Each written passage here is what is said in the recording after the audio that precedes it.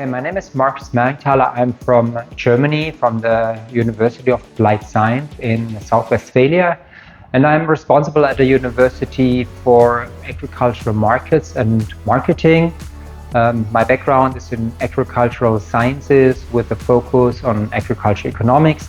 I'm involved in several research projects dealing with agriculture innovation, acceptance of innovation, and things like that. My role in BELIS is as work package leader, especially, particularly work package 7, which deals with business and governance models in legume breeding.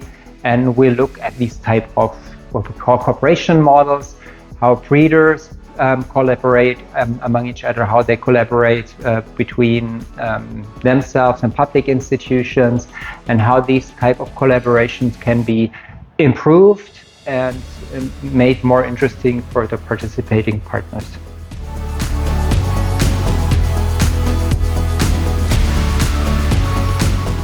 BELIS is about making more and better legume seeds available for the farming sector.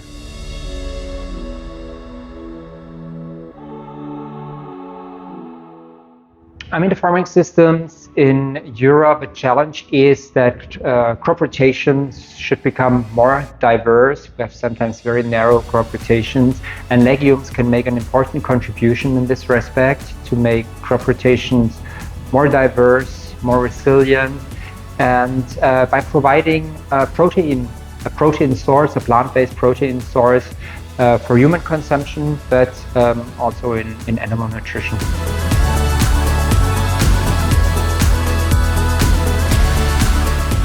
In Work Package 7, we looked at the economic and institutional framework conditions of legumes in general, but more particularly regarding to legume breeding. So we try to understand how legume demand is, or protein demand is developing in the long term, and deriving from these analyses how the breeding sector, how breeding of legumes can and should be adapted take account of these developments. And as the acreage of legume production is rather limited so far, it's quite challenging for breeders to find the resources, the financial resources to invest in breeding programs. Compared to other major crops, the income streams are limited. So this is why legume breeders are more dependent on collaboration among breeding companies. They're more dependent on collaborating with the public sector, with research institutions, universities that are working in developing technologies, basic technologies that can be used in breeding.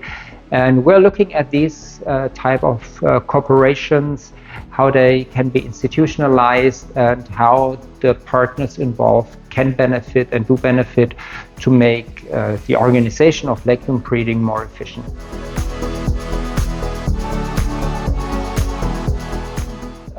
In breeding, it's dependent very much on trust, because you share knowledge and it's not clear what you will get back on this. So actually, BELIS as a whole project is about building this trust among institutions, about breeders. They exchange information, they exchange data, and this is, of course, a process that takes time. Trust you will only gain if you collaborate repeatedly and you make good experiences.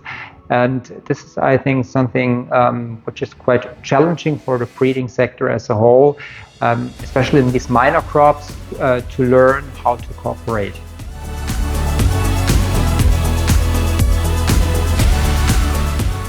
One specific approach or methodology that we're using within BELIS is conducting case studies. So we look at specific countries, at specific legume crops, and analyze how breeders are collaborating, how the governance and business models are structured at the moment. And as we do this on a case-by-case basis, it takes time. We are progressing according to the plan we have, but we are dependent very much on the information brokers in the respective countries.